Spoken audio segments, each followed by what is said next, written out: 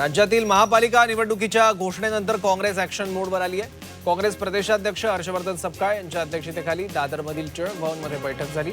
महानगरपालिका क्षेत्रातील जिल्हा काँग्रेस अध्यक्ष आणि विधानसभा प्रभारींची बैठक घेण्यात आली।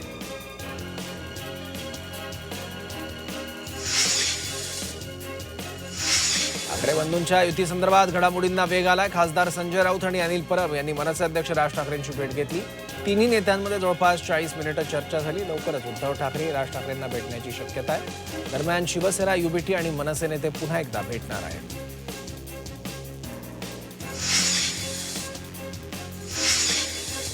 मुंबईत भाजप आणि आरपीआयची युतीबाबत चर्चा झाली आहे। आरपीआयला 2 जागा देण्यासाठी भाजप अनुकूल आहे, मात्र आरपीआय 20 ते 25 जागांसाठी आग्रही आहे। यामुळे जागा वाटपावर चर्चेच्या फेऱ्या सुरूच आहेत।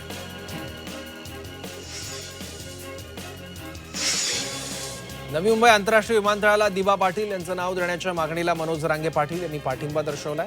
खासदार बाळामामा म्हात्रे यांनी जरांगेंची भेट घेतली। या भेटीदरम्यान जरांगेंनी पाठिंबा दिला असून आंदोलनातही सहभागी होणार असल्याचं स्पष्ट केलं आहे। राज्याचे क्रीडा मंत्री माणिकराव कोकाटे पुन्हा अडचणीत आले आहेत। सदनिका गैरव्यवहार प्रकरणी शिक्षा कायम आहे। 2 वर्ष आणि 10,000 दंडाची शिक्षा जिल्हा सत्र न्यायालयात सुनावलेली आहे। जिल्हा सत्र न्यायाधीश PM बदर यांनी ही शिक्षा सुनावली आहे।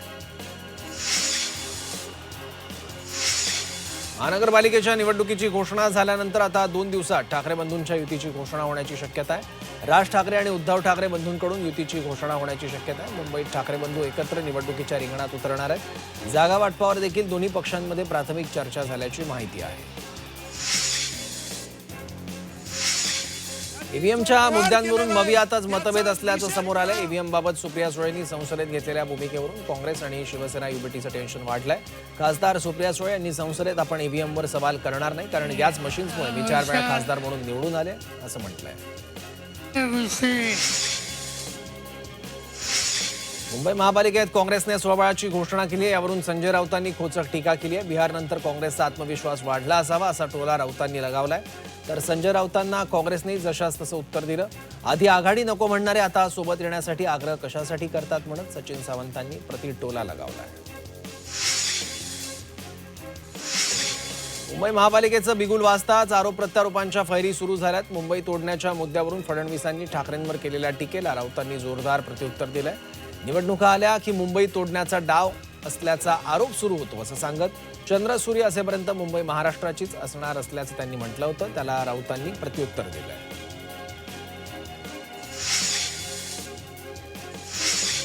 मुंबई महापालिका निवडणुका जाहीर झाल्यानंतर राज्यात वातावरण तापू लागलंय। या निवडणुकांच्या पार्श्वभूमीवर मुंबईत बॅनर वॉर रंगलं।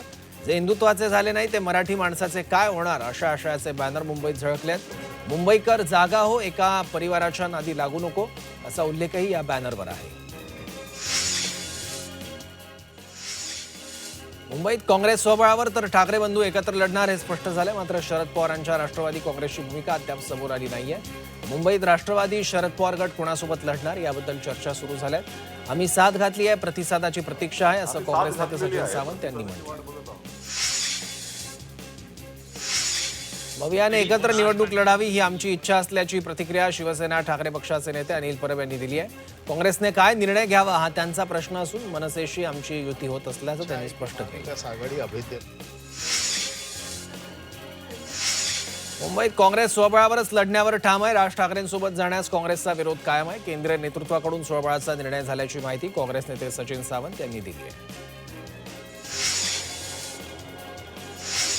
महिन्याभरात मराठी पंतप्रधान होईल असं वक्तव्य करणाऱ्या माजी मुख्यमंत्री पृथ्वीराज चव्हाण यांच्यावर राजकीय वर्तुळातून टीका करण्यात येते आहे। पृथ्वीराज चव्हाण यांना बुद्धिभ्रंश झाला आहे, त्यांना काहीही बोलायची सवय लागली म्हणत चंद्रशेखर बावनकुळेंनी चव्हाण यांच्यावर जोरदार टीका केली आहे।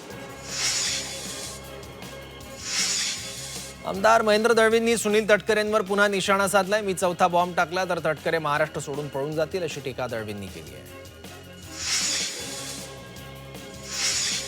राज्यातील 29 महापालिकांच्या निवडणुका जाहीर होण्याआधी राज्य सरकारने शासन निर्णय जारी करत मुख्यमंत्री देवेंद्र फडणवीस आणि उपमुख्यमंत्री एकनाथ शिंदे यांच्या मतदारसंघातील ठाणे नागपूर महापालिकेवर निधीचा वर्षाव केलाय। नागरी मूलभूत सेवा सुविधांच्या विकास कामांसाठी ठाणे महापालिकेसाठी 202 कोटींचा निधी मंजूर करण्यात आला आहे। आपल्यासोबत एकनाथ शिंदे असून आम्ही एकत्र लढणार आहोत अशी प्रतिक्रिया मंत्री गिरीश महाजन यांनी दिली आहे। तसंच राष्ट्रवादीने कोणासोबत जावं हा त्यांचा स्थानिक प्रश्न असल्याचंही महाजन म्हणाले. महायुतीच्या माध्यमातून उमेदवार उतरवले जाणार असून 150 जागा जिंकून महापौर बसवणं हा फॉर्म्युला असल्याचं शिवसेना नेते राहुल शेवाळे यांनी म्हटलंय. तसंच 227 जागांवर महायुती कशी जिंकेल आणि भगवा फडकेल याचं नियोजन सुरू असल्याचं मुंबई भाजप अध्यक्ष अमित साटम यांनी म्हटलं. सन्मानाने जागा मिळाल्या तर महायुतीत लढू, नाहीतर आम्ही स्वबळावर लढू असं विधान मंत्री गुलाबराव पाटलांनी केलंय. महापालिका निवडणुकीच्या जागा वाटपावर गुलाबरावांनी प्रतिक्रिया दिली. दरम्यान वरिष्ठ नेत्यांशी आम्ही चर्चा करू असं त्यांनी म्हटलंय. महसूल मंत्री चंद्रशेखर बावनकुळे यांनी या विधानावर भाष्य केलं.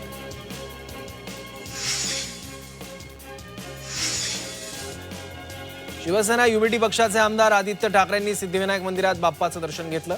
वरळीत आज शिवसेना युबीटीचा मेळावा पार पडतोय. त्याआधी आदित्य ठाकरेंनी गणपती बाप्पाचं दर्शन घेतलंय. मतदार याद्यांच्या विशेष पुनर्निरीक्षण कामासाठी गैरहजर असलेल्या 276 शिक्षक शिक्षकेतर कर्मचाऱ्यांनी तातडीनं कामावर हजर राहण्याचे आदेश दिलेत. उपशिक्षणाधिकारी नंदू घारेंनी दिलेत. तसंच निवडणूक कामात दिरंगाई सहन केली जाणार नाही असंही ठणकावून सांगण्यात आलं.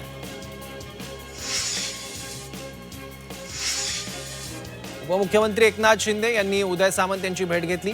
या भेटीदरम्यान त्यांच्या तब्येतीची विचारपूस केली. रायच्या हॉस्पिटलमध्ये सामंत यांच्यावर शस्त्रक्रिया करण्यात आली. सामंत यांच्या तब्येतीत सुधारणा झाली असून आज त्यांना डिस्चार्ज मिळाला.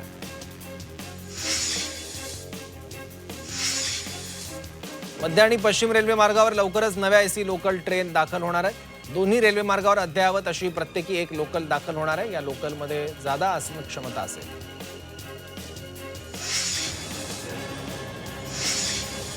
मुंबई अहमदाबाद बुलेट ट्रेन प्रकल्पाच्या सुरक्षेची जबाबदारी आरपीएफकडे देण्याच्या हालचाली सुरू आहे. सीआयएसएफ सुरक्षा महाग पडत असल्यानं बुलेट ट्रेन प्रकल्पाच्या सुरक्षेची जबाबदारी आरपीएफकडे सोपवण्यात येणार आहे. तर संपूर्ण प्रकल्प 2029 पर्यंत पूर्ण करण्याचं रेल्वे प्रशासनाचं लक्ष्य आहे.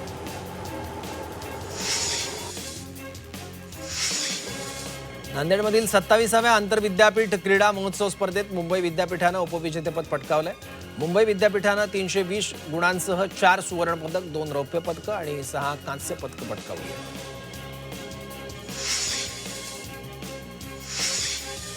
ससून डॉक ते आझाद मैदानापर्यंत कोळी महासंघाने मोर्चाचं आयोजन केलं. ससून डॉक मासेमारी बंदरावरील गोडाऊन बंद केल्याच्या निषेधार्थ मूक मोर्चा काढण्यात आला. मोर्चात 9 कोळी संघटना सहभागी झाल्या होत्या.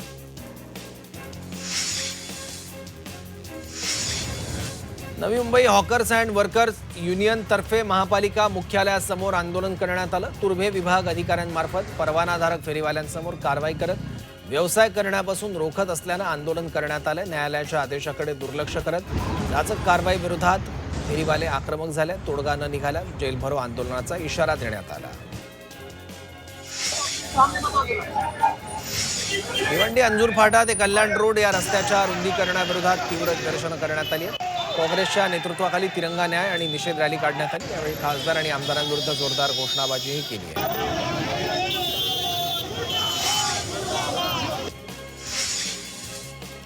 राज्यासह मुंबईच्या किमान तापमानात वाढ झाली आहे. बदलत्या हवामानाचा परिणाम झाला असून थंडीही काहीशी कमी झाली आहे. त्यामुळे हिवाळ्यातही मुंबईकरांना उन्हाचा तडाखा सहन करावा लागतो. उत्तर भारतातून आलेल्या थंड वाऱ्यांमुळे महाराष्ट्रात थंडीचा कडाका वाढलाय. त्यामुळे थंडीची तीव्र लाट येणार असून तापमानाचा पारा 5 ते 6 अंश सेल्सिअसपर्यंत खाली घसरेल असा अंदाज हवामान विभागानं वर्तवलाय. ला निनाच्या प्रभावामुळे जानेवारीपर्यंत थंडीची तीव्रता कायम राहील असं हवामान विभागानं म्हटलंय. मुंबई महानगरपालिकेकडून शहरातील वायू प्रदूषण रोखण्यासाठी उपाययोजना सुरू आहेत. या उपाययोजनांचा एक भाग म्हणून 1 नोव्हेंबरपासून सुमारे 68 टन धूळ गोळा केली. तसंच 8 डिसेंबरला एकूण 1518 किलोमीटर रस्ते धुतले गेले आहेत. या कामासाठी 5000 लिटर टँकरच्या 348 ट्रिप्स आणि 9000 लिटर टँकरच्या 196 ट्रिप्स तैनात करण्यात आल्या. MMRDAच्या मेट्रो 2 मार्गिकेच्या कामाच्या वायू प्रदूषण नियंत्रणाच्या मार्गदर्शक तत्वांचं उल्लंघन झाल्याचं समोर आलंय. या प्रकरणी MMRDAच्या कंत्राटदाराला नोटीस बजावण्यात आली आहे. या मेट्रो मार्गिकेचा RMC प्लांट, कास्टिंग यार्ड आणि मेट्रो मार्गिका यांच्या कामादरम्यान नियमांचं उल्लंघन करण्यात आलं. मुंबई, नवी मुंबईत हवा प्रदूषणाची समस्या कायम असल्याचं दिसून येत आहे. मुंबईसह परिसरातील वाढतं वायू प्रदूषण रोखण्यासाठी स्थापन केलेल्या 5 सदस्यीय समितीने 36 ठिकाणी भेट देऊन पाहणी केली। या सर्वेक्षणातून 36 ठिकाणी AQI नियमांचं पालन करत नाहीत असं निदर्शनास आलं।